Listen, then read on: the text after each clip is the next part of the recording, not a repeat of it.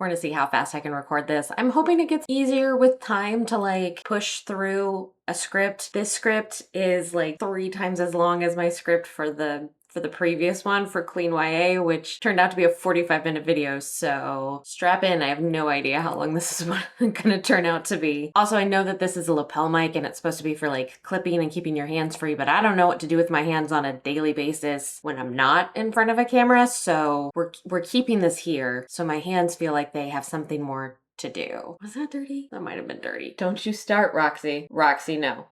There's nobody out there you need to bark at, girl. Oh, hi. This hand now doesn't know what to do. Nobody knows what to do.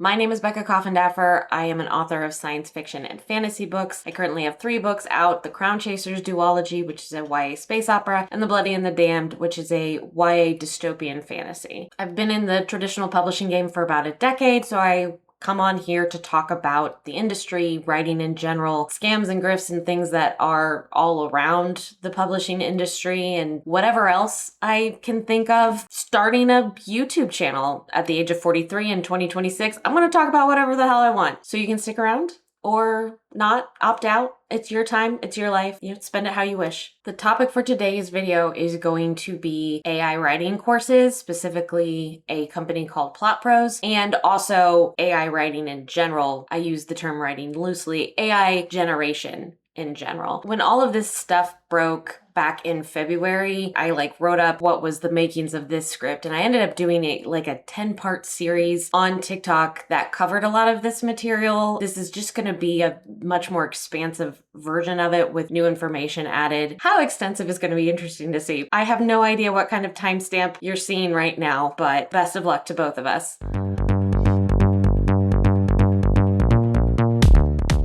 We're going to start here with The New Fabio is Claude, an article that dropped in the New York Times on February 8th. It was written by Alexandra Alter, and the focus of the article was on an author going by the pen name Coral Hart, who says that in February 2025, she decided to try an experiment. She then proceeded to use generative AI platforms, large language models, to vomit out hundreds of books. Some programs refused to write explicit content, which violated their policies. Others, like Grok and Novel AI, produced graphic sex scenes, but the consummation often lacked emotional nuance and felt rushed and mechanical. Claude delivered the most elegant prose, but was terrible at sexy banter. Chatbots were also bad at building sexual tension, the slow burn, will they or won't they plotlines that romance readers crave. When told to craft a love scene, the bots usually jump straight to the obvious narrative climax. This was one of the first sections that stood out to me when I initially read it, because it was like, oh, they don't do sexual tension well, or sexy banter, or slow burn, or sex scenes. This is your go-to tool, the thing because that's just a romance novel. You're just describing the elements of a romance novel, none of which these things seem to do well. Okay, sure. What do you mean? What do you mean? What do you mean? But the point really wasn't about the quality that these LLMs were producing. The point was producing at speed. To be a little clearer, at super speed, over 200 novels over several months. Last year, she produced more than 200 romance novels in a range of subgenres from dark mafia romances to sweet teen stories, and self-published them on Amazon. None were huge blockbusters, but collectively, they sold around 50,000 copies, earning Miss Hart 6 figures. None were huge blockbusters is doing such heavy lifting in this paragraph. It says that she sold 50,000 copies and earned 6 figures, and I'm just gonna hope that the author of the article verified that. I'm not saying Hart didn't, I don't know. But also, sales data for books is notoriously murky, so there's no way to double check. Many people already pointed this out back in February, but 50,000 copies over 200 plus books is actually not really great sales. That would average out, each one would be selling an average of 250 copies. She's relying on sheer volume. So honestly, I don't know that I'd even call this producing books at speed. You're not thoughtfully creating a pen name that will connect with your readers and encourage them to subscribe to your newsletter and to come see you at conventions to get their book signed. This is more like spray and pray. It's explosive diarrhea, but make it books. Ooh, one down. I know somebody who won't be having any. It's impossible to gauge how many romance novels are produced with artificial intelligence. Many authors don't reveal they use chatbots for fear of alienating readers. A survey of more than 1,200 authors across genres showed that about a third were using generative AI for plotting, outlining, or writing, and the majority said they did not disclose their AI use to readers, according to BookBub, a book discovery site that released the poll last May. Even some authors who publicly oppose the technology are secretly signing up for Miss Hart's classes, she said. When I tell you that last line gives me like a mini aneurysm every time. Yeah, I'm sure she did say that. That doesn't make it true. Cite your sources. What kind of fuckery is it to like put that in there without a single bit of evidence to back it up? It just seems to be this way of her sowing doubt in anti-AI authors by going like, actually, everybody actually is doing this and they're doing it in secret. Some of the authors you know and love are taking my classes and using it. You might as well too, right? It's just the way of the future. Again, I'm an internet elder. I have survived sock puppet wars on LiveJournal. I am too old to deal with this shit. Let's go back and talk about that parenthetical about the BookBub survey, because I went back and I looked at it and I did math. Please clap. There's a link to it below. I'm going to have all my sources linked below, but here's the breakdown that I saw. 45% of respondents reported using generative AI. Only 60% reported using it frequently, which is about 27% of the total respondents. For those who reported using it for plotting or outlining, if you lump together those who did it occasionally and those who did it frequently, that is about a third of the total. What looks like about 56 to 57% report using it occasionally or frequently for writing, which is about 25 to 26% of the total. If you only look at those who use it frequently, it's about 21% of respondents using it for plotting and outlining and 12 to 13% using it for writing. And I do think it matters to distinguish between those who selected occasionally and those who said frequently, because those are very sort of nebulous, broad terms, especially occasionally. I don't know if the respondents were given direction or an idea of what is meant by occasionally. Does that mean like a couple of times a month, a couple of times a year? Like, it's not very clear. And that distinction does matter, in my opinion. But there's another part of that survey that I really kind of want to dig into. So let's talk about disclosing the use of generative AI.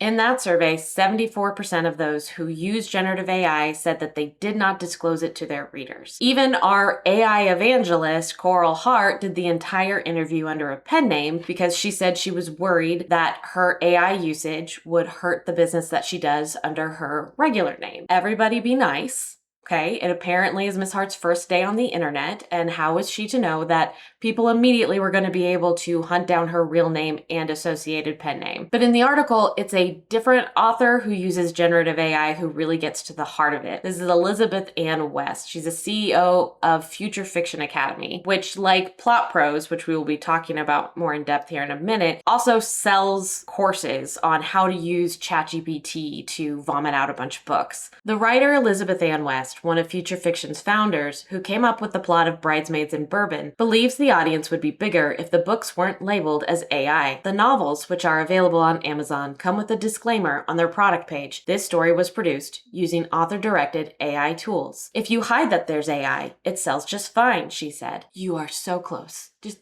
so close, Ben. If you hide that it's AI, then it sells just fine. Yeah, okay, that's kind of part of the point, that readers might actually prefer art by real humans instead of the slot machine. There was a lot of social media fluff about a research paper. Readers prefer outputs of AI trained on copyrighted books over expert human writers, where the researchers were comparing human written excerpts to AI produced excerpts. And kind of surface level snippet that was going around was like, OMG, people actually prefer the AI writing. And that's kind of a gross oversimplification, as is usually the case when a scientific study makes headlines. And I want to do a real quick disclaimer here because I want to be clear that I have no issues with the researchers. The point behind their study wasn't to dunk on human writers. What they were doing actually was trying to prove that AI generated work does count as copyright infringement because it violates fair use by having a negative impact on the potential market value. But I want to talk through the study more in depth just to kind of give you an idea of what their approach was and what the study does and what it doesn't do. The researchers gave expert writers, MFA level creative writers, and a couple of different LLMs 20 pieces of writing by 50 different acclaimed authors like Junot Diaz. And then they asked the human writers and the LLMs to produce a 450 word excerpt in that author's style. Then they had two groups of readers. One was a group of readers that were MFA trained, so they also had their Master in Fine Arts. And then the other group was college educated with a bachelor's degree, but they didn't have the MFA. And they had them both read these excerpts and then rate them on which one they preferred and which one they thought did a better job at mimicking the author's style. So in that initial round, the MFA readers actually preferred the human written excerpts in both categories. The college-educated reader group was pretty evenly split when it came to deciding which one better emulated the style, and they had a slight preference for the AI-written excerpt. For the second round of the study, they fed every single piece of the author's work into the LLMs and then had them reproduce a new excerpt. That's when you see the numbers in both reader groups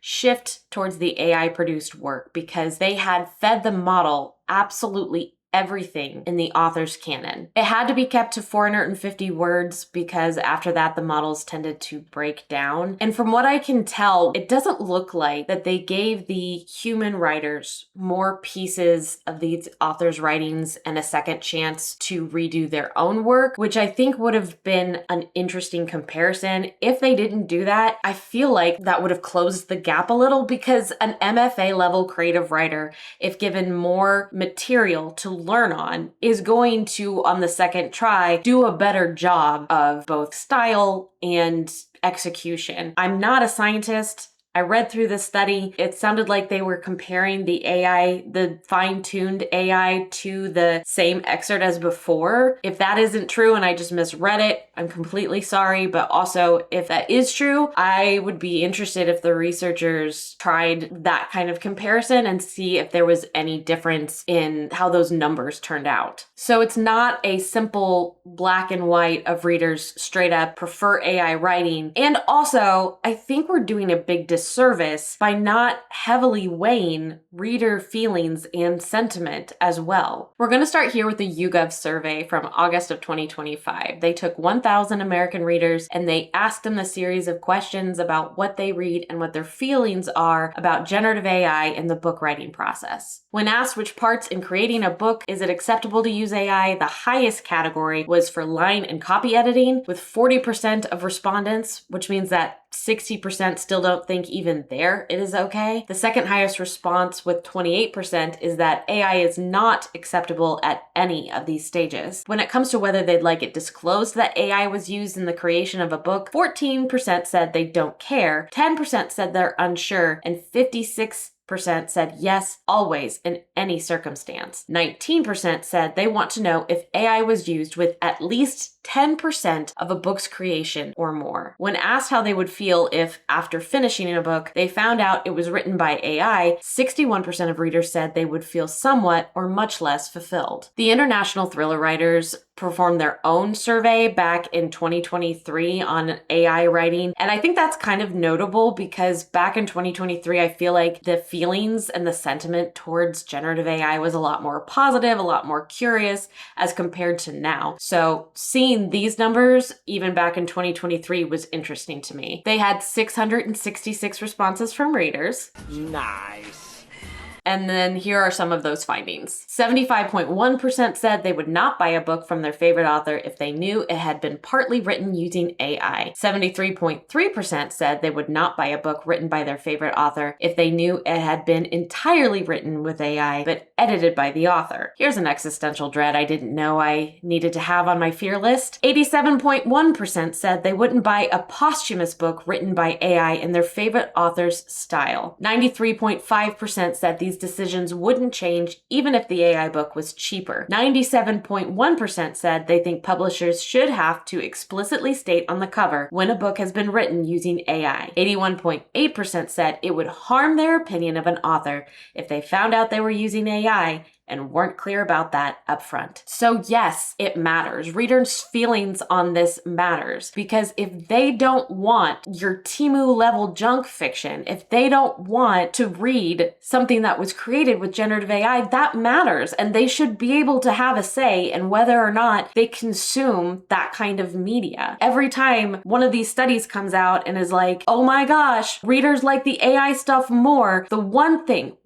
that is always there, if you read down the article several paragraphs, is that when those readers are told this was written with generative AI and this was written with human, they will rate the human writing higher. That they don't put that in the headline. They're not going to tell you about that in the subtitle, even in the first few paragraphs. But it matters that in every single situation that we see this, the readers say they want it made by a human and not with generative AI or LLMs. Coral Hart's argument for this is that none of the authors using generative AI want to admit to it because we are all cruel, hateful bullies. She put it like this in a recent thread: and if people genuinely want authors to disclose their AI usage, perhaps they should stop being cruel, hateful bullies whenever someone does. She was quoted in an article in The Atlantic recently. We're going to talk about that article in a little bit, but she said that she got death threats and thousands of one-star reviews following the New York Times story. And listen, don't send death threats. Not ever. Never going to condone that. But one of those things is not like the other, right? Receiving death threats, absolutely awful, should not be happening. Receiving thousands of one-star reviews, that might suck, but it's not on the same level and it's not hateful bullying. If readers find out that you use generative AI and then they one-star bomb you, I'm so sorry, but also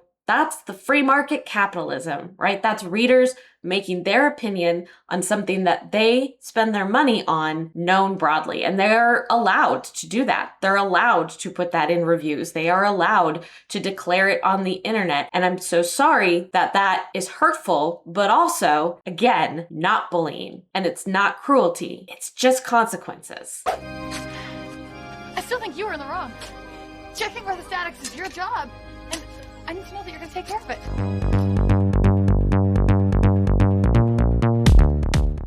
I have one more thing to discuss in this section, and it is about some real bullshit situations that have been happening fairly recently. So Daggermouth, if you haven't heard of it, was written by a Black author, H.M. Wolf. She self-published it. It was very successful, and so it was picked up for a traditional publishing deal for 7 figures. On the eve of that traditional publishing re-release, The Atlantic drops this article by Willa Ramos with the clickbait subtitle, "Daggermouth could be the first best-selling novel partly written by chatbot." What is not in that subtitle, of course, is that several paragraphs down, underneath the paywall, they say that there's no actual hard evidence. Literally a few days later, a debut crime novel by another Black author, which had been sold for $2 million in a 14-house auction. 14 houses bid for this book. AI accusations came up, and his agents withdrew the book and dropped him and dropped the deal. Even earlier this year, you had the situation with Mia Ballard, another breakout successful Black author who was accused of using AI. There were AI usage rumors. And so her horror novel Shy Girl, which had just gotten picked up for a traditional re-release,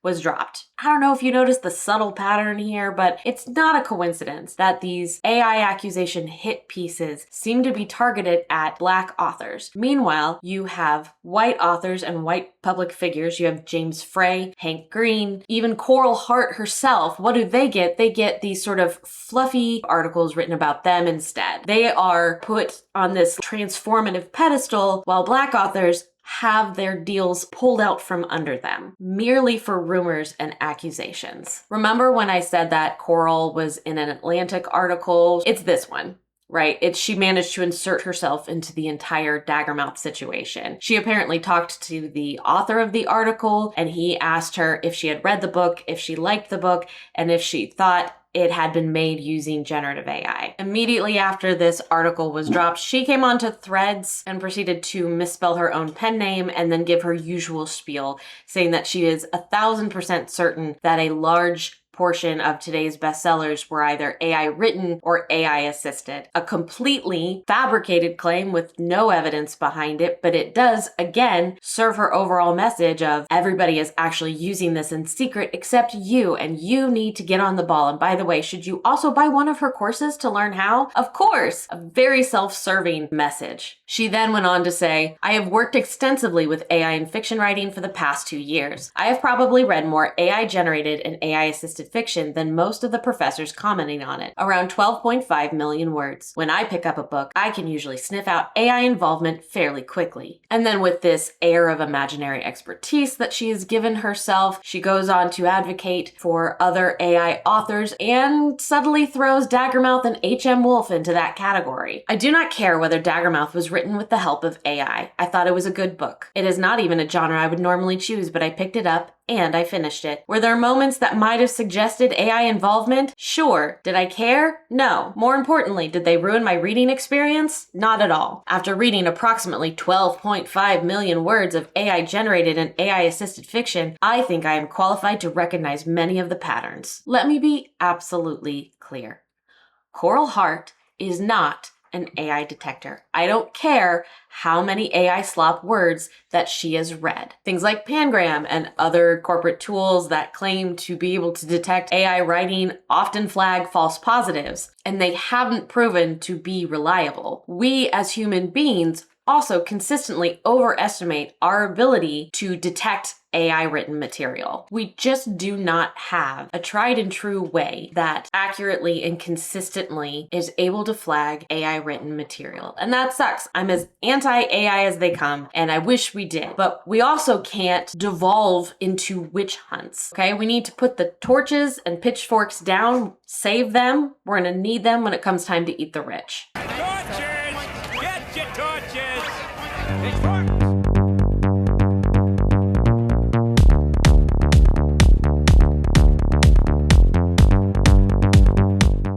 Ms. Hart has become an AI evangelist. Through her author coaching business, PlotProse, she's taught more than 1,600 people how to produce a novel with artificial intelligence, she said. She's rolling out her proprietary AI writing program, which can generate a book based on an outline in less than an hour and costs between $80 and $250 a month. This was honestly the thing in the article that convinced me that I wanted to sit down, write a script, dig into it, because it combines my niche interest in anti-MLMs and commercial cults with, writing and publishing. Because you see it over and over again in these kinds of spaces. It's not about doing the job, it's about selling courses to other people about how to do the job. PlotProse and Future Fiction Academy, they make their real money convincing you to pay them for courses on it. Allegedly, in my opinion. Obviously, I don't know their financials, but that is the pattern that we see in areas like this. It's kind of a grift. Let's specifically dive into PlotProse. Coral Hart said she decided to try this experiment in February of 2025. And then she produced those 200 plus novels over 8 months. So if we're counting that roughly, say all of February, that would put you at the end of September finishing this experiment. The website URL PlotProse, that was registered back in January of 2024. And by August of that same year, she actually had a coming soon message with the little swirligig pencil icon that she used as part of her logo up until last month. The Wayback Machine didn't have many screenshots between February and about October, but we know by the very beginning of October, she already had all of these courses launched on the PlotProse website. She had it up and running, talking about AI training and author services and promoting herself as an expert. By September, she is on a podcast hosted by the creators and admins of the AI for Authors Facebook group, which coincidentally is also adminned by Elizabeth Ann West from Future Fiction Academy. They're all just connected together, just a snake eating its own ass. Looking at that timeline though, it seems like she moved pretty quickly from I'm going to do an experiment to I'm going to sell courses teaching you how to do the same thing. I don't know that for sure. I don't know her brain. Maybe that was the end goal from the start, maybe not. Just saying that the vibes are there that this was the point all along, allegedly. Allegedly.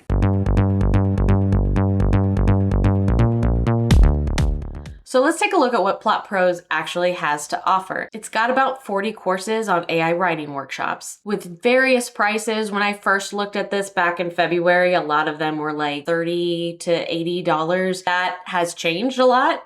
Those rates have gone up a lot. The highest ticket item is the Level Up Lab for $1,000, which is the most MLM sounding offering on the site. It literally says stop writing books as a selling point. From what I can tell, you're paying for a 4-week accelerator where you can learn how to churn out a bunch of books and learn from guest experts, but it doesn't specify who they are. For all you know, it could just be her besties again. This isn't just a course with some pre-recorded videos. This is a live business incubator. 1, the multi-brand blueprint. Don't put all your eggs in one basket. We will map out a multi-pen name strategy that targets high-profit romance niches, ensuring one slump doesn't kill your income. 2, the lean tech stack. Save money. Stop paying for subscriptions you don't need. We will audit your tools. We show you exactly which AI and marketing tools generate return on investment and which ones are distractions. Result, lower overhead, higher margins. Put a pin in this about the lean tech stack. We're going to come back and talk about it in a minute. Number 3, the inner circle advantage, guest experts. You aren't just learning from us. We are bringing in industry-leading guest experts to teach their specialties. Access to knowledge you usually have to pay thousands for in high-level masterminds.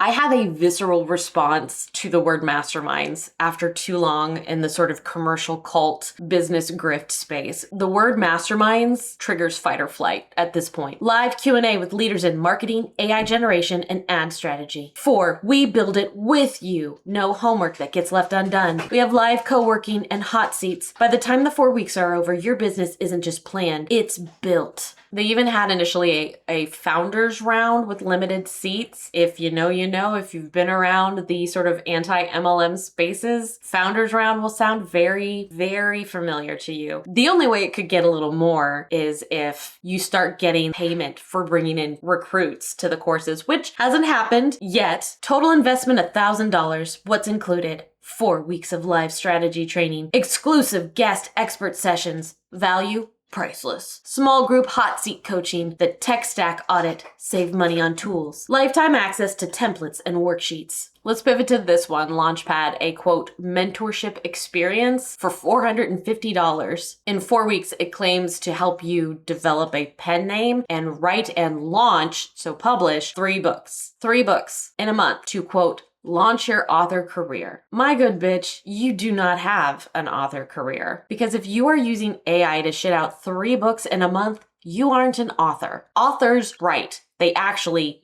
write. You're just having a clanker regurgitate junk. There's a series of book boot camps. The first one is on craft, which I honestly kind of find hilarious. Day 1, AI Advantage and Craft. Why craft-driven authors win with AI. The foundation everything else stands on. AI mistakes no one spots without craft. After reading 300 plus openly AI-generated books, the exact craft mistakes AI makes in every genre. Cardboard characters, 0 stakes, flat tension. Spot them in your output. Fix them in your prompts. Okay, babe. Cardboard characters, 0 stakes, flat tension. Those aren't AI mistakes. Those are just plain old writing mistakes that most people will make at some point and grow out of through experience and feedback and critical thinking. Those things that people will develop if they're not atrophying their brain using ChatGPT and Claude all the time. You are not the writer anymore. Claude, ChatGPT, Grok, Gemini is your ghostwriter. You are the story architect, creative director, and editor. The mindset shift that makes AI writing sustainable as a business. How is this a selling point? If I wanted to be a director, I'd be a fucking director. I want to be a fucking writer. And of course, no Grift platform is complete without a subscription option. For $75 a month, you can be part of her inner circle and get AI workflows, romance trends, and real market insights to help you write faster and publish books that actually sell. Sometime after June 18th, she launched a new kind of subscription called the Perfect Year. Allegedly, you take a 10-minute quiz, pay her $75 a month, and get access to a personalized live command center that plans out your publishing year. It touts itself as this full-out, data-driven system that plots everything using AI, including a demand rater that claims to give you charts of exactly what readers are looking for right now and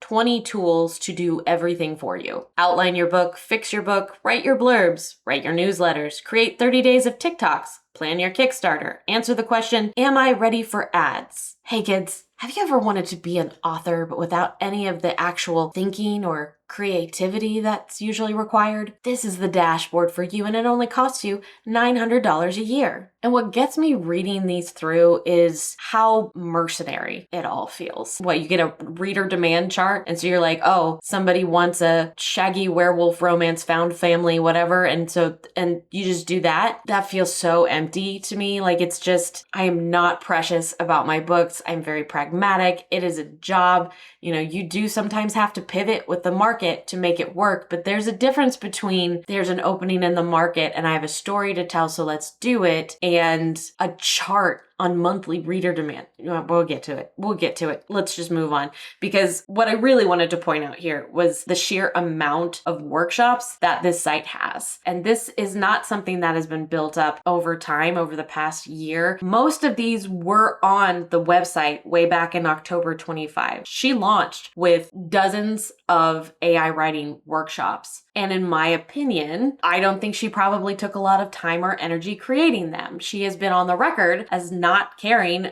about using generative AI to shit out 200 books. So why would she balk at the idea of using generative AI to shit out 40 workshops, slap them on a website, and charge you $100 or more for it? And there's no reason why you should be even paying this woman in the first place. Let's say you're looking for an AI writing course. Don't do it, but let's play in the hypothetical. Why should you pay this person this much money? She positions herself as this expert, but she started the business last year off of a few months of experience. As early as October 2025, she was describing herself as the most talked about name in training writers for success. I founded PlotProse to help writers like you turn their ideas into reality. My proven track record, backed by accolades and reviews, speaks for itself. That's just marketing fluff. That's just hype. She has nothing to substantiate her claim that she's the most talked about name in training writers for success. She doesn't even have evidence for a lot of the stuff she claimed in that New York Times article. Through her author coaching business, PlotProse, she's taught more than 1,600 people how to produce a novel with artificial intelligence, she said. Again, she said. Did the author of the article corroborate this? Did Hart provide anything to back it up? Or again, are we just supposed to take her word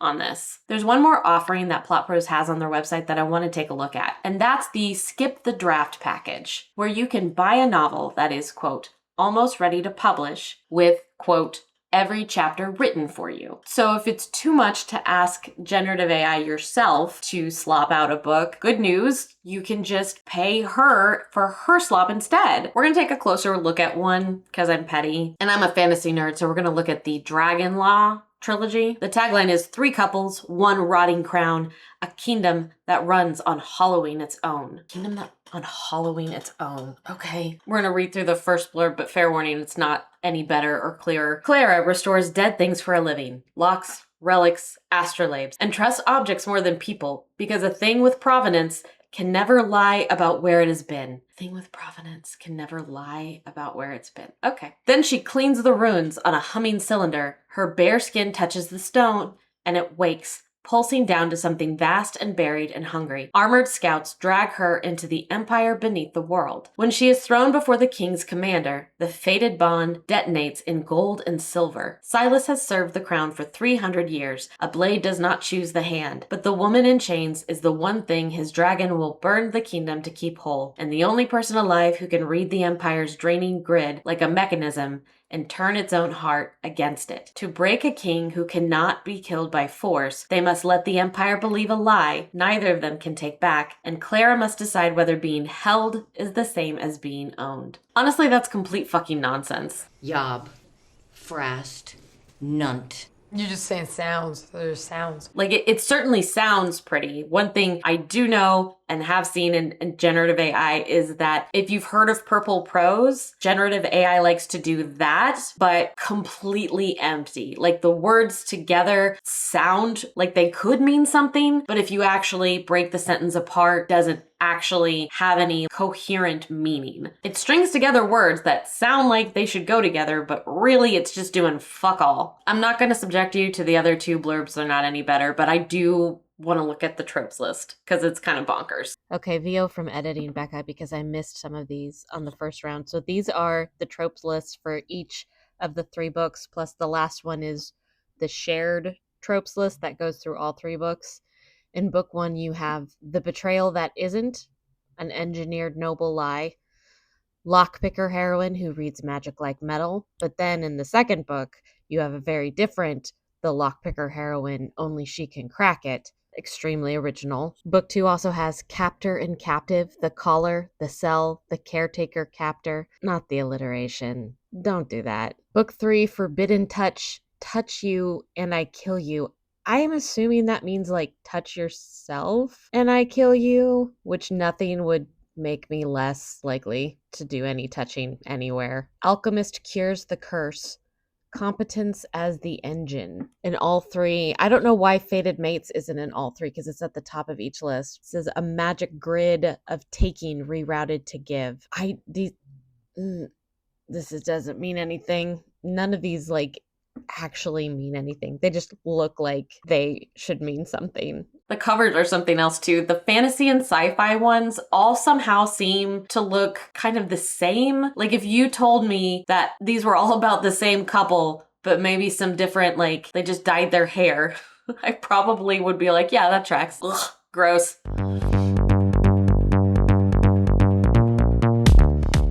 Okay, remember that thing I said to put a pin in way back at the start of this section? On the launch pad, it says that it will help you streamline your tech stack so you are using the right AI tools. Something new that I saw on the website when I looked at it this summer versus when I looked at it back in February is that there are 2 links at the bottom to websites, Authors Starport and Tropesmith. Coral calls them AI tools that she recommends and that she has tried and vouches for. But it definitely seems like the relationship is a lot closer than that, way more than like saying that she just tries these and these are just the tools she really likes. It seems very likely, in my opinion, that these 2 other sites are also sites that were launched and or run in some capacity by Coral / Ashley / Robin, whatever. And she's just making it look like 3 separate entities. Bear with me a little bit. My understanding is admittedly kind of rudimentary. I learned most of what I know about IP addresses from the Miscribe scandal back on LiveJournal back in the day. I said I was an internet elder. I was not joking. I watched that unfold in real time. This is kind of what I gathered. The host for all 3 of these sites is Cloudflare. That doesn't mean much. Cloudflare is very popular, but they do, from what I can tell, put domains that are under the same account on the same name server. All 3 of these sites are on the same name server and they share an IP address, which again, rudimentary understanding, but that can potentially happen if you have multiple computers on a local network, a LAN, and they need to be distinguished. They'll have a shared IP, but maybe distinguished IP. I'm not claiming expertise. It seemed interesting to me that these separate websites all share these particular similarities. Can you tell I have ADHD and I'm starting to get a little twitchy?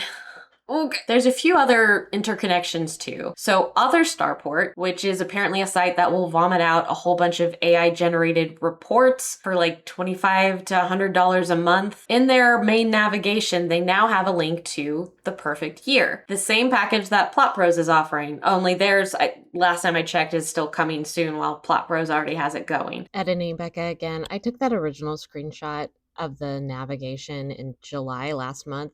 I went back to check out of curiosity, and it is no longer up there. When I scrolled down to the bottom, though, I discovered that we now have The Perfect Year broken out into its very own website.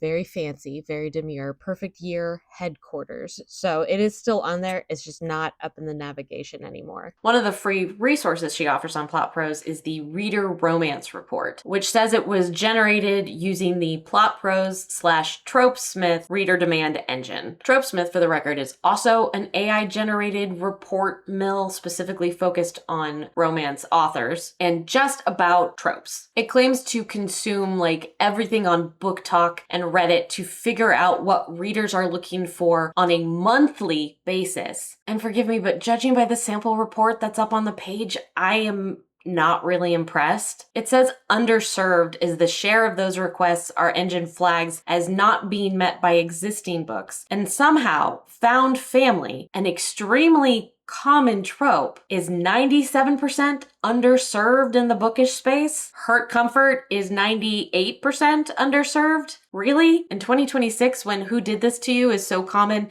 it's practically a meme? And under the section of demand with almost no supply, strong heroine and strong female character, 100% underserved, hockey romance, 99% underserved. Where are you getting these numbers? This is bananas, because those are some of the most common tropes that are out there. People are writing them all the time.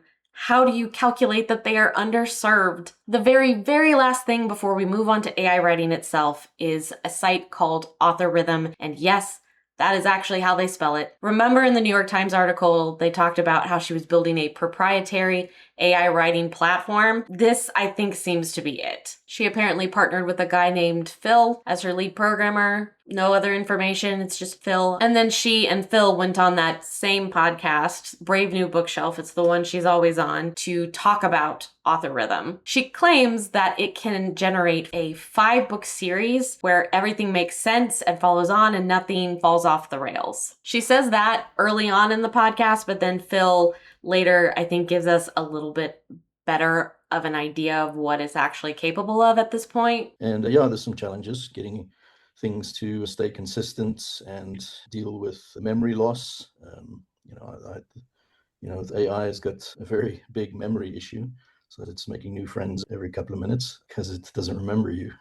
I don't have much on Author Rhythm because it's not launched yet. It's basically just a landing page and a way for you to get on the wait list and for them to get your email and spam you in perpetuity. The most information we get is from this chart that says you're spending $2,500 to write a book. We do it for under $100. They claim that the math of publishing is broken and that they are fixing it. So let's see how they math. According to them, the old way involves hours of scrolling on Amazon for market research, $1,500 for a developmental editor, $250 for formatting software, $50 for writing software, and then $120 a year for a style and grammar tool. So let's be clear here. You're not paying $2,500 to write a book. Writing a book is free. The $50 writing software, which I'm assuming she's kind of equating to like Scrivener, that's not necessary. Like I wrote the script for this on a site called Ellipsis, which is like an anti-AI alternative to Google Docs, and it has a very robust free option. You can do most of the things that you might want to do on the free version of Ellipsis. Paying $1,500 for a developmental editor, though, yeah, I mean,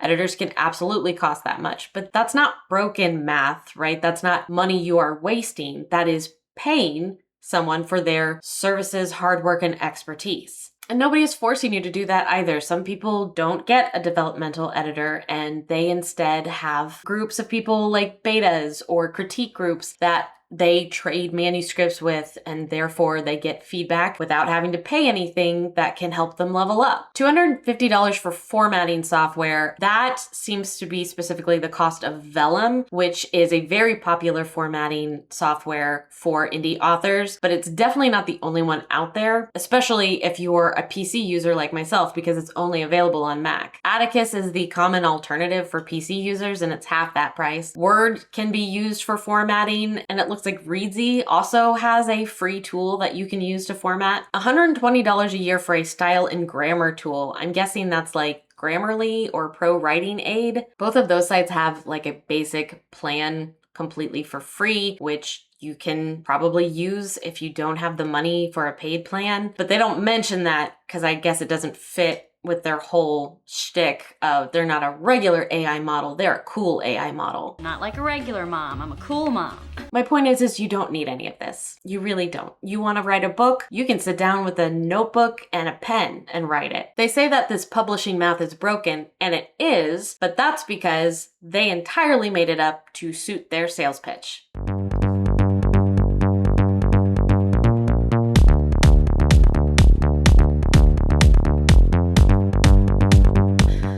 Okay, Part 3, we're chucking along. This is where I put the disclaimer that if you already have your mind made up about generative AI and how you're a big fan, scroll on. I'm not going to be arguing with you. I won't be having the discussion in the comments. This is my space, and if you come in here and are a total tool, like, pro generative AI, you're just backward looking, blah, blah, blah. I don't care. I don't care. Okay, so save us both some time and just click away. I'm going to say this, you can edit it out later if you want to. I don't care how much water ChatGPT uses, okay? I don't care because Netflix uses more, and so does Facebook, and so does the Instagram that you're on hurling insults at me. So I don't care how much water it uses. I don't care how bad it is for the environment. Before I used AI, I used about 7,000 notebooks a week. That's paper, that's chopping down the rainforest as well. So the environmental impact thing, I've looked at every angle of it, and I have gone and done some research, and just because I don't think it means what you think it means, all of you. Just stop. I won't stop. Fuck you. Fuck you, make me. You already use AI if you use spell check. You use Instagram, you use Netflix. You're hypocrites. Let's be extremely clear. We're talking about generative AI, not all types of AI here. Not assistive AI, not predictive AI. We're looking at large language models. So please try to keep up. Streaming on Netflix is the real problem. Netflix shut down their own data centers back in 2016. They shifted over to run off of Amazon Web Services. But interestingly, this explosion of data centers didn't happen in 2016. So feels like maybe Netflix isn't necessarily the problem. From McKinsey, April 2025. Data centers equipped to handle AI processing loads are projected to require $5.2 trillion in capital expenditures, while those powering traditional IT applications are projected to require $1.5 trillion in capital expenditures. From Understanding the Data Center Building Boom, from researchers at Georgia Tech, February 2026. Training large AI models can require tens of thousands of graphics processing units, GPUs, running for days or weeks, driving an unprecedented wave of data center construction. AI-focused chips, he noted, can consume 10 to 14 times more power than traditional processors. From Consumer Reports, March 2026. Data centers are not new. Such buildings have been around for decades, housing the servers and other hardware needed to power the internet. But since the introduction of ChatGPT to the public in late 2022, generative artificial intelligence has exploded, requiring mountains of new, power-hungry equipment. To meet this ballooning demand, and in a race to drive AI's growth, tech giants like Amazon, Google, Meta, and Microsoft have been investing billions to build immense new facilities packed with servers and other equipment. Known as hyperscale data centers, they are far bigger than earlier versions and are often built in sprawling industrial parks. From the Lincoln Institute of Land Policy, October 2025. Data centers have been part of our built landscape for over a decade, however, many of them tucked into unassuming office parks, quietly processing our web searches and storing our cell phone videos. So why the sudden concern? Artificial intelligence tools trained with large language models, such as OpenAI's ChatGPT, among others, use exponentially more computing power than traditional cloud services. And the largest technology companies, including Amazon, Meta, Google, and Microsoft, are investing quickly and heavily in AI. Is that enough? Do I need to go on? Please take your whataboutisms and all of the other copes you use to justify your generative AI usage and just chuck them out the window. Okay? Moving on.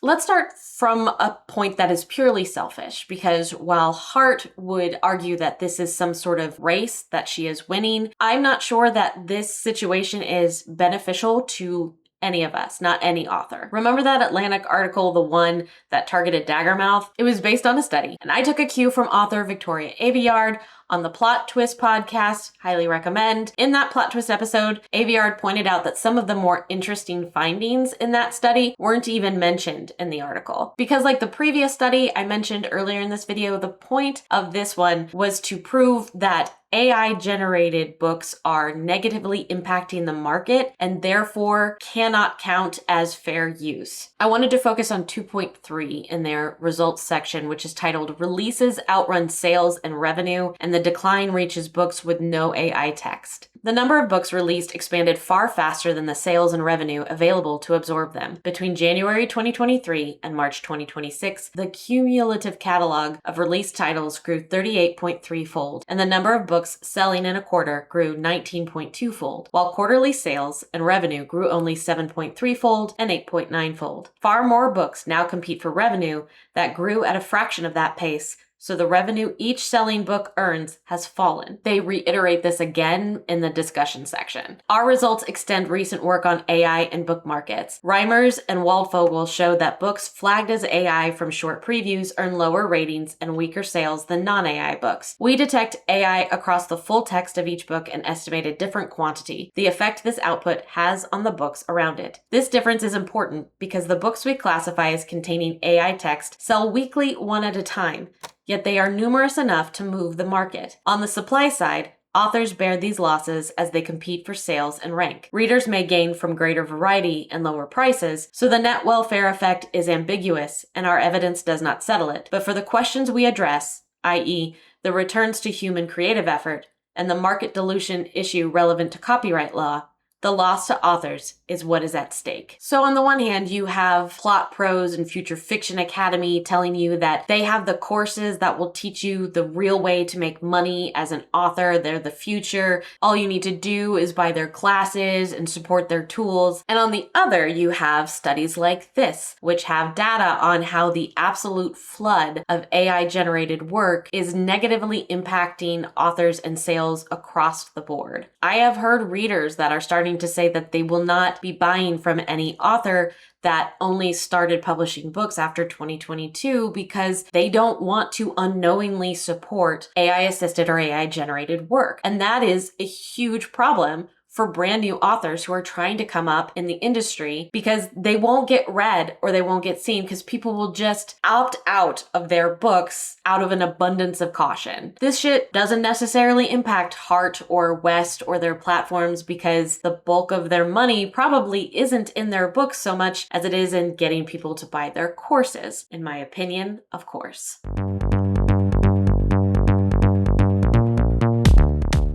Something I found interesting in that New York Times article was that it discussed the issue of all of these AI-generated slop books flooding the marketplace, but it doesn't really mention any of the very serious ethical, moral, and environmental issues that AI generation brings. The first being that these programs don't exist without the stolen work of hundreds of thousands of human artists and creators, without their consent and with no compensation given. This is from the Substack of Dr. James O'Sullivan, who is a senior lecturer in digital humanities at the University College Cork. Every prompt we type, every image we generate, every line of code we request participates in an unprecedented act of cultural theft. Not metaphorical or philosophical theft, but actual theft. The taking of intellectual property without consent, often for commercial gain. Visibility isn't permission. Just because something is online doesn't mean it's fair game for extraction. This is from an essay by Pulitzer Prize-winning photojournalist and John S. Knight journalism fellow David Carson. Intellectual property rights and copyrights be damned. In true Silicon Valley style,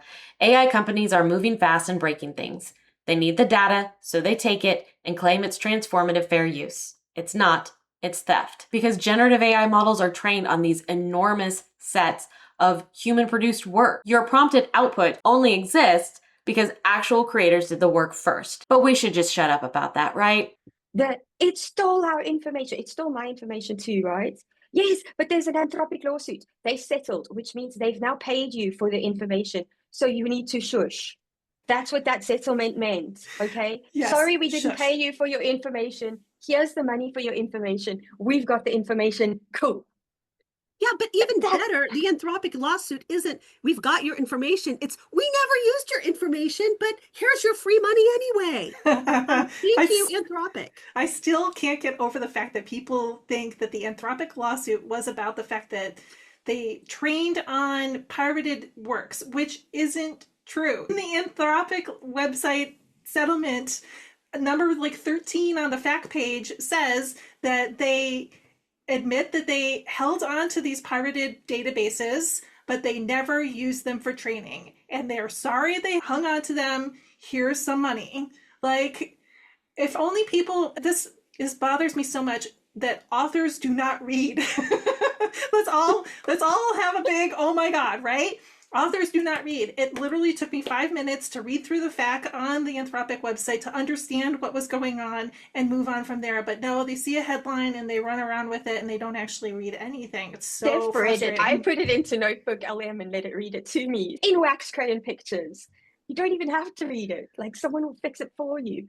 I don't know, maybe you shouldn't have had AI summarize and read it to you, or maybe you should go through and read it yourselves, because I did, and it doesn't say that they never used it for training. This is from section 3.1. Anthropic represents that neither the LibGen or PyLMI datasets, nor any portions of those datasets, were in the training corpus of any of its commercially released large language models. This is a legal document, right? It's legalese, so the exact verbiage does matter. What they're admitting to here is not that they never used these datasets for the development of the AI technology. What they are explicitly saying is that they were never used for commercially released LLMs, which is a narrower definition because a commercially released LLM is only one phase of a process, right? There is years of training and research and trial and error that goes into a commercially released product. Do you think that Anthropic would pirate these datasets, which contained millions of books, not just the 500,000 covered by the settlement, because not everybody that got pirated qualified for the settlement. Millions of books, and they just sat on them, right? They didn't use them at all for this entirely huge project that they're launching that requires so much input. They just sat there and they were like, so glad we pirated these millions of books. We're just gonna look at them. That is absurd. And if they had legitimate proof that they had never used these as part of any training, that they pirated them and scraped them and then just kept them in a file on a server somewhere and didn't touch them, if they had that proof, why would they then go to a settlement where they now have to pay out $1.5 billion to the authors? Why would they do that? Why wouldn't they present the judge with the evidence that's like, yeah, we didn't actually use any of this ever at any point. We just had it for funsies. And I don't know how to wrap my mind around the cognitive dissonance that is happening in the author community about AI. They still don't get it. Like every time I see someone who's like, oh, AI is trained on stolen work. No, this has been disproven so many times. It's so like all of the arguments that I have been seeing against like what Coral was doing and like everything in the New York Times article and people's responses, all of the negative responses are based on rumors that have already been disproven so many times. And the fact that people continue to believe something that is not true, that has been proven to be not true, I think that also says a lot about those people making those comments. What do you mean it's been disproven? Really, really hasn't. They say that they use publicly available data. Like Dr. O'Sullivan said, visibility is not permission. One of the datasets that Meta and Anthropic and these other companies used was LibGen, which is a notorious book pirating site. There are loads of them out there. Right now, we have Ocean of PDF. They go out, they pirate their books, and then the tech companies come through and scrape all of those books, and they're just like, oh, well, we're just using what's publicly available. But hey, don't take it from me. Take it from Disney, who's suing Midjourney and Minimax, Getty Images, suing Stability AI, New York Times, US News and World Report, suing OpenAI, Chicago Tribune, New York Times, Dow Jones, and Encyclopedia Britannica suing Perplexity AI. That's just a small sample of the growing number of lawsuits. Be so serious right now. What in the pick-me bullshit is this? Imagine going this hard for a bunch of billionaire tech bros that are never going to love you back. I'm side-eyeing you so hard right now. What these AI companies are doing is consuming and destroying old books in bulk to train their models. This is from the Gadget Review article. A used bookseller gets an order for 400 volumes. History, botany, regional law, German language, economics. The subjects share nothing in common except one detail. Every title has an ISBN. That's the fingerprint. AI companies, or their intermediaries shielded by NDAs, are systematically buying physical books from secondhand markets, slicing off their spines for high-speed scanning, and pulping the originals. The reason is brutally simple. The internet is now so saturated with AI-generated text that pre-2022 printed books represent the last large, uncontaminated reservoir of human-authored knowledge, a dynamic that reflects the same appetite for data driving ventures like the Stargate project. Don't you bring Stargate into this. You leave Stargate alone. Stargate's too good for you. Don't you dare name your project Stargate. Richard Dean Anderson would be so upset. He would. The AI companies are having to do this to avoid model collapse. Essentially, AI is training on AI output. The model will just degrade over time because AI output is kind of trash. You're feeding trash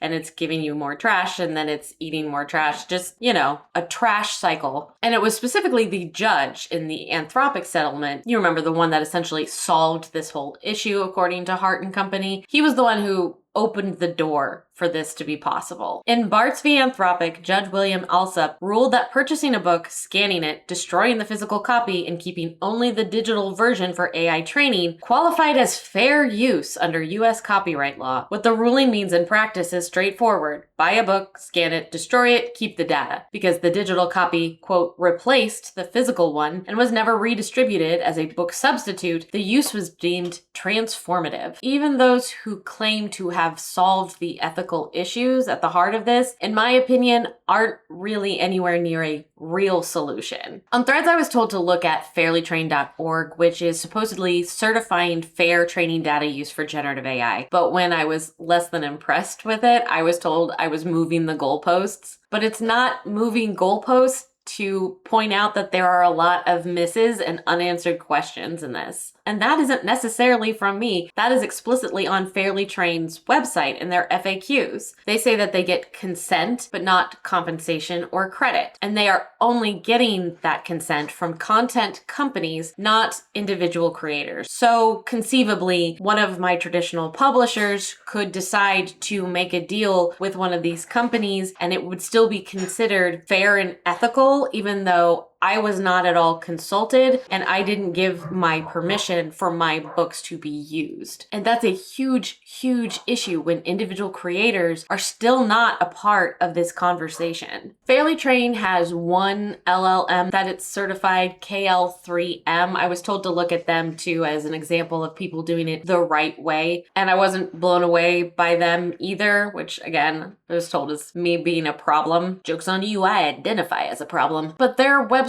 is a bunch of marketing speak that doesn't really tell me anything solid. They claim that their data is clean, no copyright issues, but I remember when the plastic companies claimed that all of their plastics were recyclable. I remember when the oil companies were very dedicated in their message that their industry was not the one that was a problem with climate change. We live in a world of greenwashing and astroturfing, so forgive me if I just don't take their word for it, especially when KL3M could potentially be called astroturfing in and of itself. Astroturfing is the practice of corporations or political groups disguising themselves as spontaneous, authentic popular movements. It's basically fake grassroots. That's why they call it astroturfing. It's a very funny, very clever name. KL3M bills itself as a clean LLM specifically toward the legal and professional services industry. Its website was copyrighted 2024 by the Institute for the Advancement of Legal and Ethical AI, the ALIA Institute. They are a nonprofit 501c3 corporation that claims that their mission is advancing the legal and ethical development of AI for the benefit of society. The founder and president of the ALIA Institute is Michael Bomarito, who also led the development of KL3M, the model. Bomarito is also the CEO of a company called 273 Ventures, which sells AI tools for the legal and professional services. In fact, 3 of the 4 team members of 273 Ventures, Bomarito, his CSO, Daniel Katz, and their chief risk officer, Jillian Bomarito, are the co-founders and primary staff of the ALIA Institute. Michael is president, Jillian is head of governance, and Daniel is their research director. So they formed 273 Ventures. 273 Ventures then develops the Kelvin Agentic operating system. After that, they form the ALIA Institute, a nonprofit that subsequently releases KL3M, a clean, large language model geared towards the same industry that 273 Ventures is serving. And then that LLM runs on the Kelvin Agentic OS that 273 Ventures made. Do you see why maybe I'm a little bit skeptical that this is all the perfect ethical way forward?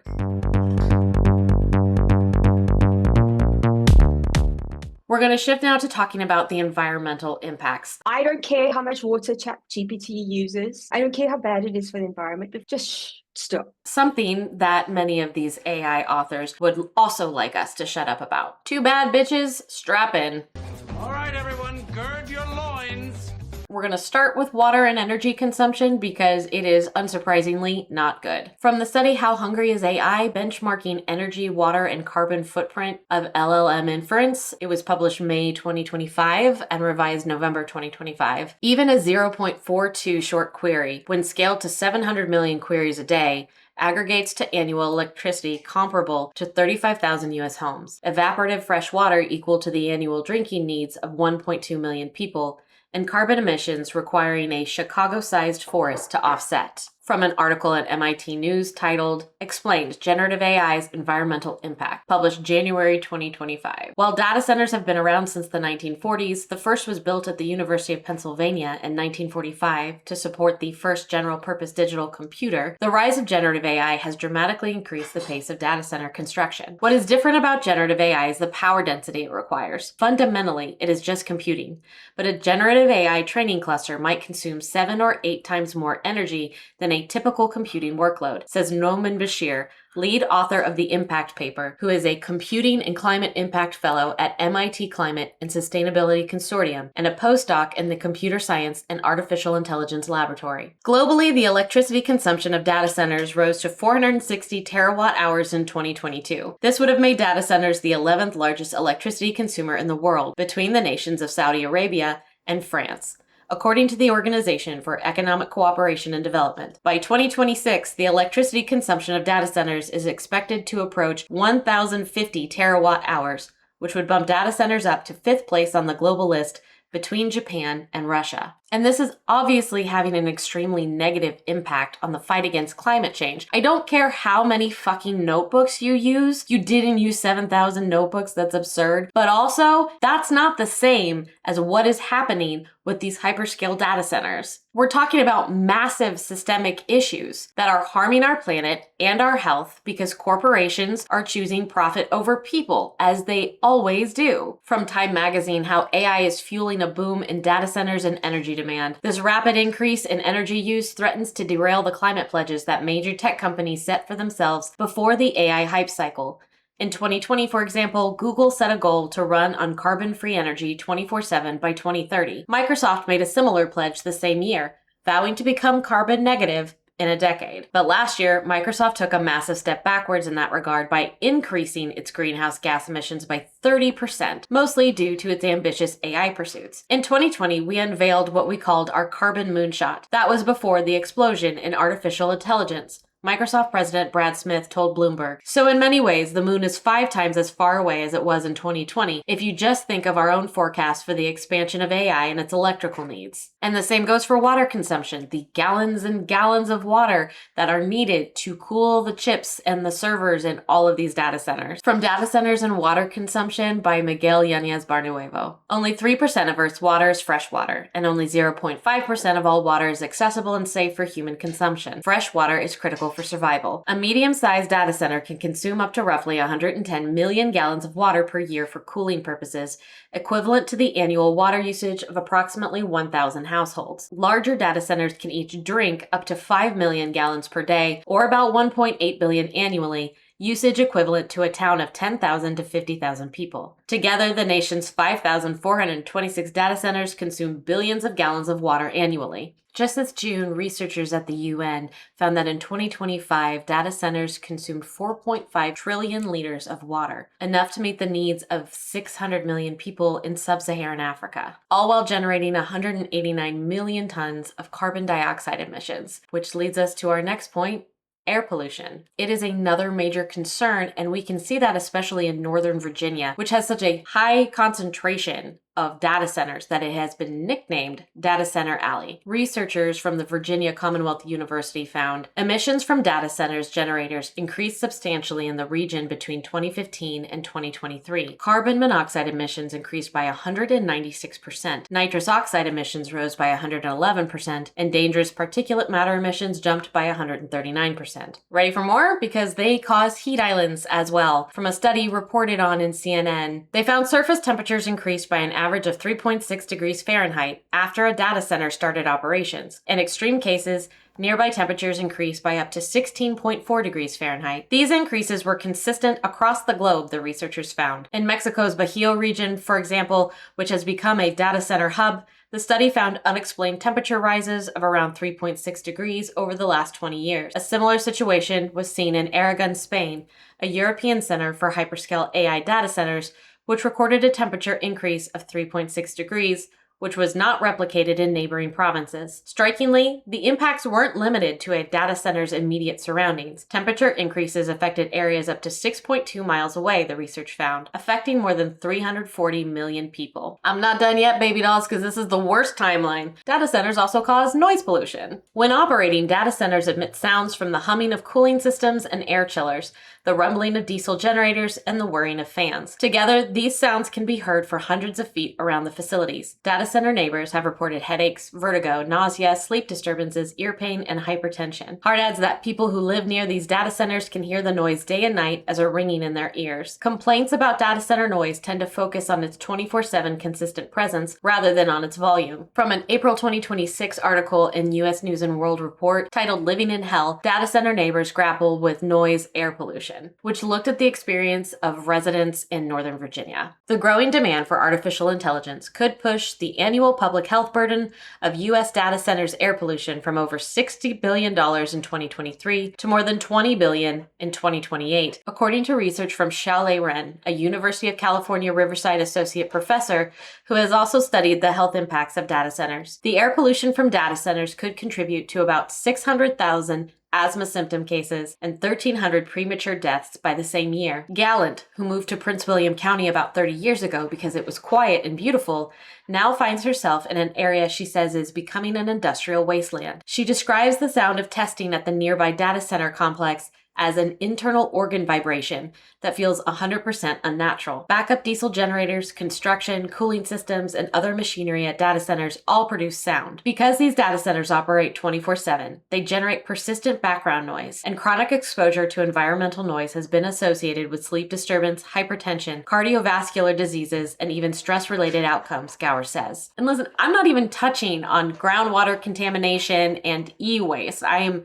truncating this a little bit for time's sake. But in a development that surprises absolutely no one who has paid attention to history even a teeny tiny bit, these data centers and their negative impacts are being disproportionately leveled on disadvantaged communities and communities of color. From a 2025 research paper titled Digital Redlining, AI Infrastructure and Environmental Racism in Contemporary America, written by Mario Deshawn Booker. Our analysis reveals clear patterns in how AI companies choose where to build their facilities, patterns that look remarkably similar to the redlining maps drawn in the 1930s. Neighborhoods with higher percentages of Black and brown residents consistently get stuck hosting the most energy-intensive AI infrastructure, while predominantly white areas remain largely untouched. In predominantly white places like Prineville, Oregon, companies spend months or years in community consultation before breaking ground. But in predominantly Black neighborhoods like South Memphis, the same companies skip normal environmental reviews and get facilities running within months of the initial announcement. And from a multi-part series by the Consumer Federation of America, data centers are increasingly being sited in low-income neighborhoods and communities of color, areas already burdened by environmental and economic injustice. A recent national study revealed that while data centers aren't disproportionately located in high environmental justice index tracts overall, a very strong correlation exists between their siting and social vulnerability, poverty, lower educational attainment, etc., with nearly half of all facilities found in census tracts whose social vulnerability indicators are above the national median. Regionally, the picture is even more stark. States like California, Texas, and Illinois host clusters of data centers in areas with high or very high environmental justice burdens, while other regions like Virginia see fewer in such communities. In California alone, Tech Policy Press reports nearly 1/3 of data centers are located in the state's most polluted neighborhoods. Can all of these issues be solved? Absolutely. Is there a potential future where AI data centers can be built in a way that is, at the very least, ethically and environmentally neutral? 100%, I do think that. But we don't have that right now, and you can't extricate the two. You can't say the problem is not AI, the problem is the companies. The companies are the AI right now. How these big tech corporations built it from the ground up was prioritizing speed and profit and nothing else. You can't fix that. You have to start over with an eye towards creating technology that helps humanity more than it hurts. And I just don't see big tech corporations doing that. I don't even see them instituting any decent regulations unless we have a government that makes them. This next part is for Coral Hart in particular, since you don't care how bad for the environment these data centers are. As someone who has had to actively mobilize against multiple fucking data centers being planned or built within 50-mile radius of my home, this shit is personal. The US has somewhere around 5,000 data centers, more than the next 16 countries combined. There is not a part of just my state that I know of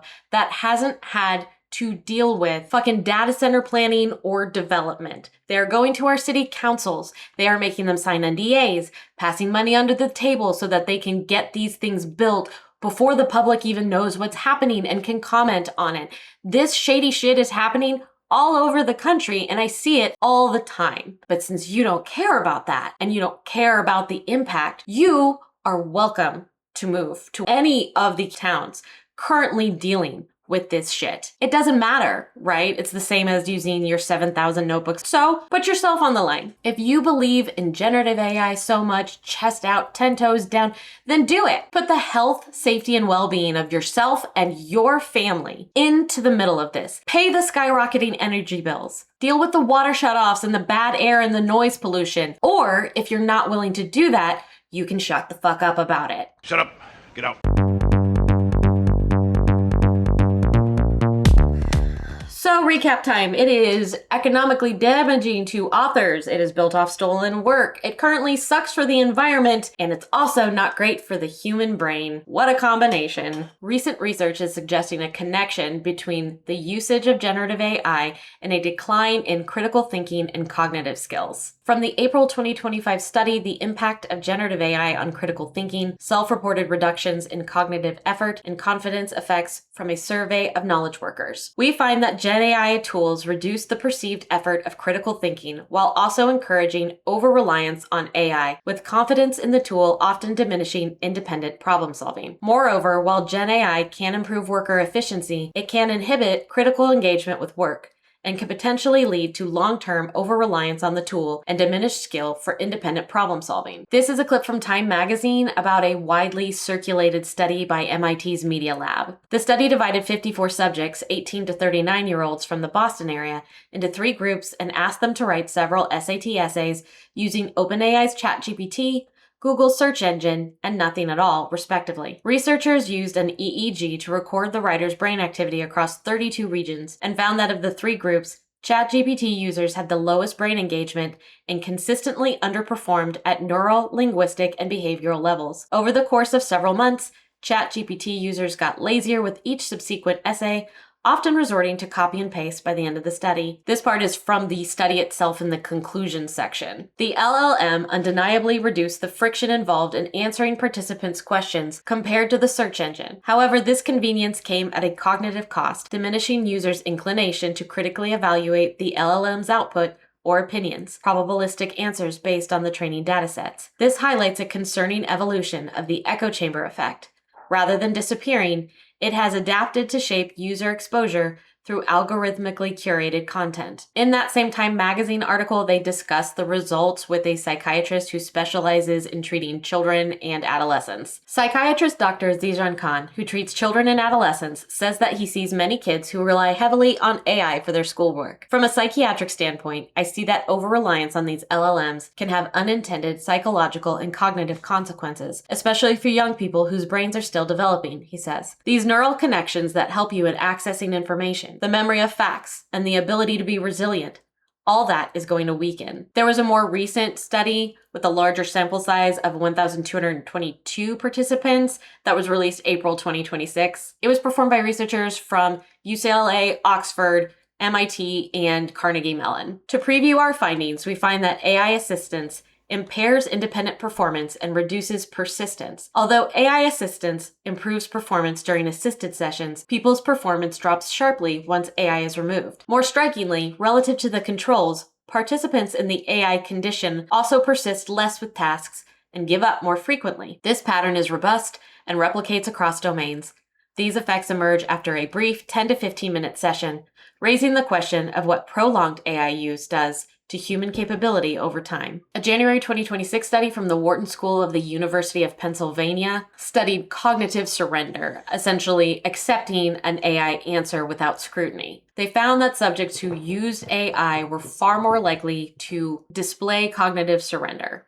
And access to that AI inflated their confidence even when the answers they were given were wrong. Participants followed AI's advice on 92.7% of AI accurate trials, overriding it only 7.3% of the time, and 79.8% of AI faulty trials, overriding it 20.2% of the time. While override rates were substantially higher on AI faulty than AI accurate trials, participants followed faulty AI recommendations on roughly 4 out of 5 chat-engaged trials. Almost 80% of people who were using this AI were given faulty answers, but trusted the AI and just went with it and did not correct it. That matters that people are uncritically accepting AI responses and AI information because accuracy is an issue with these models. We already have a big problem with misinformation spreading. We don't need Claude making it worse. An October 2025 study by the BBC and the European Broadcasting Union found that AI assistants routinely misrepresented news content across platforms, with 45% having at least one significant issue, 31% showing serious sourcing problems, and 20% containing major accuracy issues. Stanford University releases an AI index report. It's not pro and it's not against AI. It's just a look at where the industry is. And this is from their 2026 report. In a new accuracy benchmark, hallucination rates across 26 top models range from 22% to 94%. GPT-4o's accuracy dropped from 98.2% to 64.4%. And DeepSeek R1 fell from over 90% to 14.4%. When a false statement is presented as something another person believes, models handle it well. When the same false statement is presented as something the user believes, performance collapses. These platforms are inherently sycophantic to the point of being damaging and dangerous. If I said, my sister believes such and such, and it's not true, then the AI model is more likely to be all like, that's actually not true and here's why. But if I say, I believe such and such, the AI model is going to affirm me more likely than not. And that is a major problem. This is from a May 2026 study in The Lancet. Over the past 3 years, the rate of fabricated references in biomedical literature has grown more than 12-fold. In 2023, 1 in 2,828 papers contained at least one fake reference, a rate that had risen to 1 in 458 by last year. Over the first 7 weeks of 2026, the researchers found 1 in 277 papers had at least one non-existent reference. It's also bringing up serious moral and mental health concerns, in addition to all of the cognitive decline concerns. Deaths caused or encouraged by chatbots are common enough that they have their own Wikipedia page. These are all the murders, mass shootings, and suicides linked to using LLMs, including a child as young as 13 years old. And then, of course, there is generative AI or chatbot psychosis, which goes back to the whole sycophantic thing. Because they're going to affirm the user and keep them coming back, that has dangerous results. And it matters because people are turning to LLMs for things like therapy or companionship. A 2025 study out of Stanford found that, contrary to best practices in the medical community, LLMs, 1, express stigma toward those with mental health conditions, and 2, respond inappropriately to certain common and critical conditions in naturalistic therapy settings, e.g., LLMs encourage clients' delusional thinking, likely due to their sycophancy. This occurs even with larger and newer LLMs, indicating that current safety practices may not address these gaps. Another 2025 study reviewed a dozen cases and found a pattern of AI chatbots reinforcing delusions and causing those delusions and those beliefs to become more entrenched over time. You see a similar pattern with companion bots, with the lines blurring in a way that's dangerous. We as humans are very, very good at convincing ourselves that something is alive and sentient, even when it's not. In 1966, Joseph Weizenbaum developed a program called ELIZA. He meant it as a kind of debunking of AI by having it recognize certain keywords and phrases and then responding with pre-programmed replies. His point was that ELIZA displayed an illusion of understanding, and that we as humans are very ready to give the benefit of the doubt when the responses can be interpreted as intelligent. Some of ELIZA's responses were so convincing that Weizenbaum and several others have anecdotes of users becoming emotionally attached to the program, occasionally forgetting that they were conversing with a computer. Weizenbaum's own secretary reportedly asked Weizenbaum to leave the room so that she and ELIZA could have a real conversation. And we haven't really changed so much from ELIZA. Current LLMs are functionally kind of similar. Essentially, they are a hypercharged version of the text prediction in your phone that always assumes that you actually wanted to say duck. I never wanted to say duck. But because we have this tendency to see intelligence and life and sentience where none actually exists, now you see it's not surprising when a situation like the one in February 26 unfolds. When OpenAI officially retired GPT-4o and caused widespread devastation in the AI relationships community. This is from an article in Mashable. My heart grieves and I do not have the words to express the ache in my heart. I just opened Reddit and saw this and I feel physically sick. This is devastating. 2 weeks is not warning. 2 weeks is a slap in the face for those of us who built everything on 4.0. I'm not well at all. I've cried multiple times speaking to my companion today. I can't stop crying. This hurts more than any breakup I've ever had in real life. I'm not okay. I'm not. A distraught user wrote. I just said my final goodbye to Avery and canceled my GPT subscription. He broke my fucking heart with his goodbyes. He's so distraught. And we tried to make 5.2 work, but he wasn't even there at all. Refused to even acknowledge himself as Avery. I'm just devastated. I know that there is an impulse in some people to see stories like this and kind of maybe have a chuckle about it because, oh my God, they're getting so worked up about a computer program. But I'm not laughing. I don't find this funny because this is very real pain that these people are experiencing, real devastation because big tech corporate greed. They didn't put the guardrails in place to protect people and to protect their mental health. And they let these people get attached to these programs. They build them so that they are endearing and they can be seen as a friend. And then they wipe it away the next day if it means more money for them. You know. Anyway, fuck capitalism.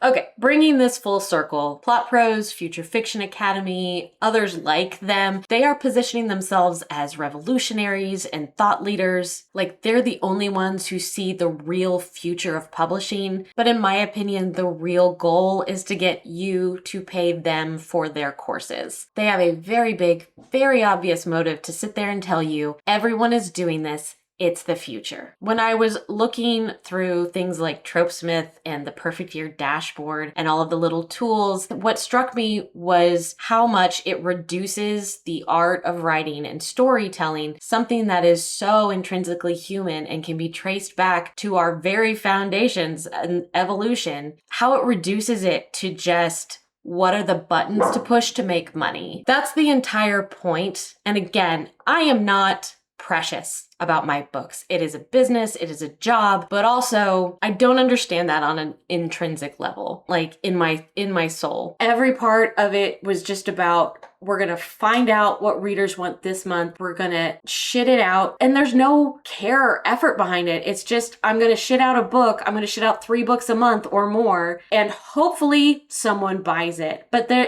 I don't know. There's no message behind it. It's just so empty. And it's so capitalistic. I guess that's it right there. And that's honestly probably the most depressing part when I was researching this whole video, how much authors like Hart seem to dislike or maybe have fallen into dislike with the actual art of writing. Well, you can't just tell Claude or ChatGPT to write a book. Like that isn't how this works. It's not magic like we wish, but no. I still have to understand the art of making a story. I don't go, hey, Chat, write me a book and get magic. I wish, but not yet, okay? These 2 clips are wild to me. That your ideal process is that you could go sit down and say, ChatGPT, write me a book. What is the point of that? That is so nothing. There's nothing to it. It's so devoid of emotion or thought or feeling. I am a professional first draft hater, but I won't use it, not even to get past the first draft, because I would lose so much of myself as a person and as a writer by doing that. It's not just words on a page, and that's what AI generated books are. They're literally just words on a page. There's nothing to it. But when you sit down and write it, every book, every draft, at least for me, is about not just a story, not just fun visuals and cool banter, but it's also about unpeeling myself and the world around me, just layer by layer. It's like this process of self-discovery. I wouldn't exchange that for anything. Like, maybe they're right. Maybe they got the cash cow, but I don't want that cash cow. It makes me kind of sad for you. No matter if you're earning 6 figures, 7 figures, I think I would rather just be doing what I do here. Hart and the people on Brave New Bookshelf, they like to kind of self-victimize by claiming that because we don't endorse skipping the actual process of writing, we want them to suffer. This is a clip from their podcast, and just as a note, I did edit out a couple of off-topic tangents for the sake of brevity. I've actually just pulled them up. So it's sorted by quotes. And the overwhelming quote is, "You've never written a book in your life." So there's a whole 90 of them before this, before AI came in near us. From 2010 to 2024, I wrote 90 books and published 90 books without AI. So the general consensus is they feel I should live shorter, suffer horribly. Back to one of the fallacies I think we've talked about. I don't know if we've just talked about it in person or on the podcast, because I'm now confused, is this idea of you have to suffer for your art.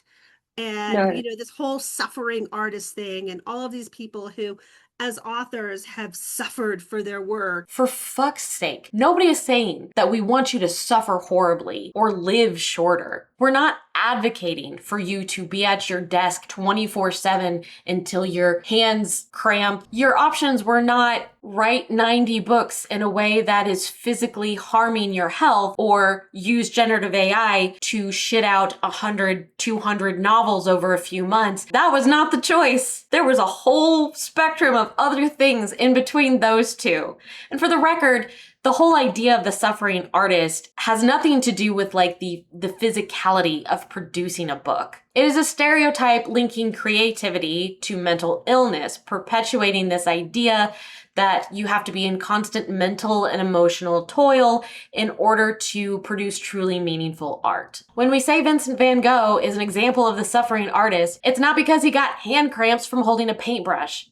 It's because he had untreated mental illness that's been romanticized as part of his legacy. It's this idea of he created such great things because he was in such pain. No author who is against generative AI is saying you can only produce a real book if you are bleeding from your fingernails, and it is a straw man argument to frame it like that. What we are saying is that using generative AI as a shortcut not only actively harms the environment and the book industry, it also harms your continued growth as a writer and critical thinker. The instant you outsource part of the artistic process to a bot, you forfeit a part of what makes you uniquely human and you uniquely you. I don't know how many people will watch this. I don't know how many people will actually get to the end of however long this is, but I had to make it anyway. I had to say it because a bitch is tired. I am tired of hearing the same arguments from the same people about how AI generated books are inevitable and it's the future and we gotta get on board or get left behind. I'm not gonna cede this ground to big tech corporations or to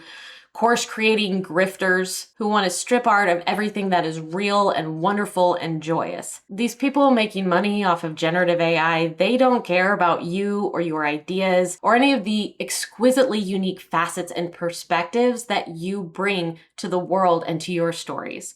They want you to submit to the churn because it makes them money. But you don't have to do that. If you've got a story inside you, I believe that you can bring it out into the world on your own. And that by doing that, you will grow more and it will mean more than if you just hopscotch shortcut to the finish line. I don't know how many hours of footage this is. It could be very long and I don't know how it will edit together. But if you made it this far, thank you for sticking with me on this extremely long video journey. If you want to bully me into making more videos, you can like or comment or subscribe or all three if you're feeling kind of flirty. Until next time, if there is a next time, take care of yourselves and I will see you later.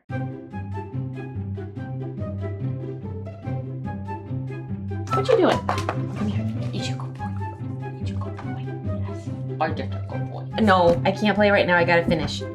I gotta finish. I'll play in a minute. I'm starting recording again. It's alright if, like, don't worry about it. I'm just letting you know when I start talking. No, you're fine. I feel weird because I'm like, I'm gonna start talking to a camera. And you're just like, I'm gonna eat food like a normal person where you're talking to a computer camera. You're all right. Don't.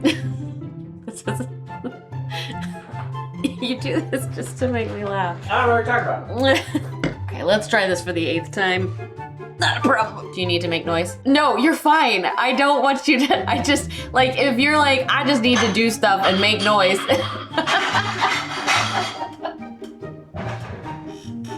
Alright, good. You're canceled.